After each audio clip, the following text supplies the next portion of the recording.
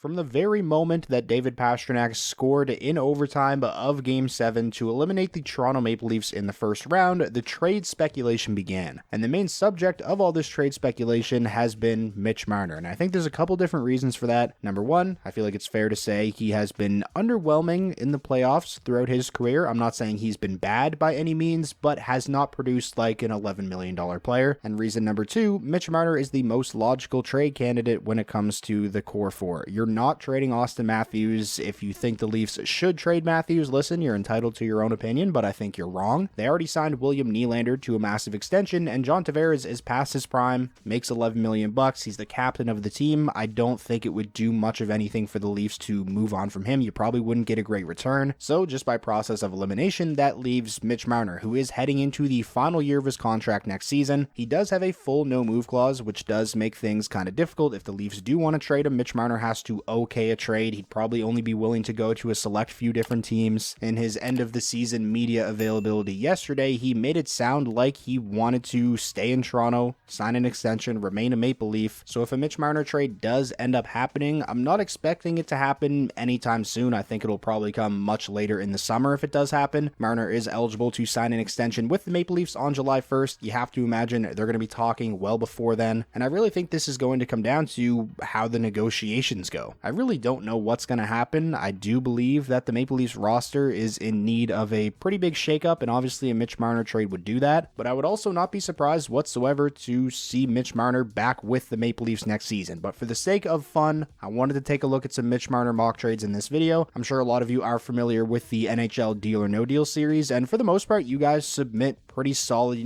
realistic mock trades. However, this is not a Deal or No Deal episode. I wanted to shake things up a little bit, so today we're going to be reacting to some mock trades that have been published on Cap Friendly using their trade machine, and we're going to be going through Mitch Marner mock trades that have been published until I find one that I like and that I think is realistic and would make sense. That may take a while because I don't know if you guys have ever looked at some of the mock trades that have been published on Cap Friendly, but some of them are absolutely outrageous, like this one for an example from Danger58. Actually, I guess I don't think I should say this one's outrageous, but I don't see any scenario where the New York Islanders would consider this. Scott Mayfield and Noah Dobson for Mitch Marner. Noah Dobson is 3 years younger than Mitch Marner. Over these last couple of seasons, he has blossomed into a number one defenseman, looks like a guy who could be potentially a perennial Norris Trophy candidate. Even if Mitch Marner would be willing to waive his no-move clause to go to the Islanders, and this trade came with the Marner extension, I still don't think it's something the Islanders consider. In my opinion, Noah Dobson is one of their untouchables. Now, here's one I can confidently say is outrageous. This one comes from Flozak. Pierre-Luc Dubois and Quinton Byfield to Toronto in exchange for Mitch Marner and Noah Gregor. I will say, I think the Kings are an interesting team as a potential trade partner for the Leafs. In a Mitch Marner trade, you have to think Marner would maybe consider waiving his no-move clause to go to a team like Los Angeles. But in my opinion, this particular mock trade makes absolutely zero sense for either team. I don't think the Los Angeles Kings would even consider moving Quinton Byfield at this point. He's just starting to come into his own, has all the makings of being a superstar. And from the Maple Leafs point of view, sure, getting Quinton Byfield would be sick, but you'd also be taking on Pierre-Luc Dubois, who just finished up the first season of an 8-year contract that he signed with the Kings after being dealt there from Winnipeg. And after just one season, that contract already looks like one of the absolute worst in the NHL. If a trade like this were to happen, I would literally come on this channel and live stream myself, do a face reveal, shave my head bald, shave my eyebrows off. That's how confident I am that something like this will never happen. This next one comes from the Armchair GM tool here on Cap Friendly, and the creator is Leafs for Life 19, and I've been seeing this idea floated around not just here on Cap Friendly in these mock trades, but on Twitter, some articles about it and things like that, and that is the idea of Mitch Marner being traded to the Chicago Blackhawks. This trade has Marner going to Chicago for Seth Jones, $1.2 million retained, and a 2024 third-round draft pick, and you have to think the idea of getting to play with somebody like Connor Bedard would be pretty enticing for Mitch Marner. Would it be enough to get him to waive that no move clause? I think those two would be absolutely electric together. And I also do really feel like if a Marner trade happens, the Leafs are going to be getting a top pairing defenseman or a top 4 defenseman at the very least in return. Here you'd be getting that with Seth Jones, but in my opinion, Seth Jones is not the kind of player that the Maple Leafs should be looking for. He's still capable of putting up points, but his defensive numbers have not been great as a member of the Chicago Blackhawks. Now granted, they haven't been a good team since he's been there, but he also makes $9.5 million and is signed at that number through 2029-30. And yes, this mock trade does have the Blackhawks retaining $1.2 million of his $9.5 million cap hit, so the Leafs would be getting Seth Jones at $8.3 million. That's still way too much for Seth Jones in my opinion, especially considering the amount of term left on that deal, so I think this one has to be a no-go as well. This next one is pretty interesting, and I think we're getting a little bit warmer. It's another one from the Armchair GM tool on Cap Friendly. This one comes from WN88, and it's Mitch Marner and Jake McCabe to Minnesota for Jonas Brodin, Marco Rossi, and a 2026 third-round draft pick. Over these last couple of seasons, the Minnesota Wild's cap situation has been pretty murky due to the bio penalties of Zach Parise and Ryan Suter, but those bio penalties go from around $7.3 million all the way down to $800K for each of those players starting in the 2025-26 season, and that is the summer in which Mitch Marner is set to become an unrestricted free agent, so there would be a lot of money freeing up in Minnesota for them to,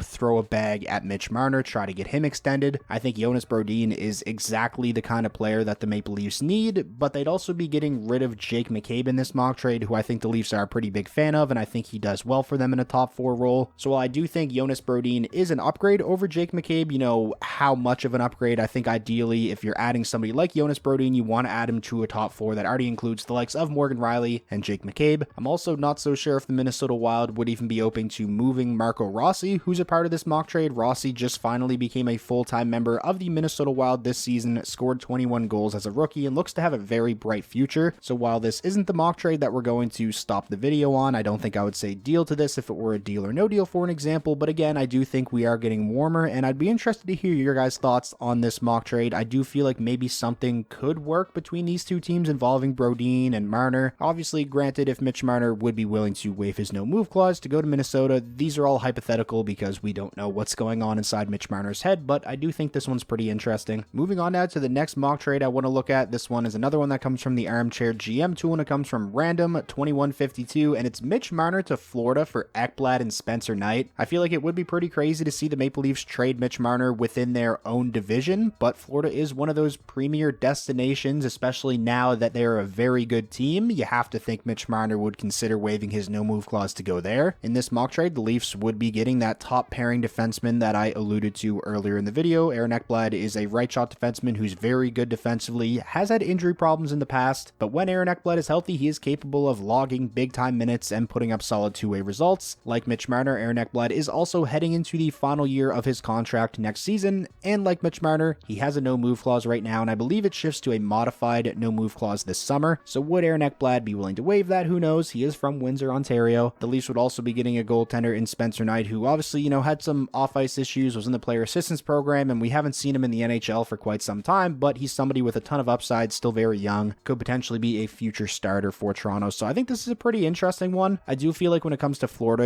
if it ain't broke, don't fix it. That team is an absolute wagon. Would they be willing to, shake things up to this extent? Who knows? I feel like a lot of that probably depends on how the playoffs end for them this year. I'm intrigued by this one for sure. I'm not going to end the video on this one, but again, I'd be interested to hear your guys' thoughts on this. I feel like this is more of a NHL 24 type of franchise mode trade than it is realistic, but it's a fun idea for sure. All right, I think I found the one. We're going to end the video on. This one comes from DF44, who says UC Saros, Dante Fabro, and a 2024 second-round draft pick to the Maple Leafs in exchange for Mitch Marner and Connor Timmins. Now, it does say that this trade has been rejected because one of the teams exceeds the 23-player roster limit, but it's not cap issue, so it would probably be pretty easy to fix that, just throw an extra contract in or two. I really like this mock trade. I do. Nashville is another one of those destination cities, would probably be pretty enticing in terms of Mitch Marner waiving his no-move clause. Now, sure, the Maple Leafs wouldn't be getting, the top pairing defenseman that I've kept bringing up in this video in this mock trade, but Dante Fabro is very solid. He's cheap, and you're getting a bona fide,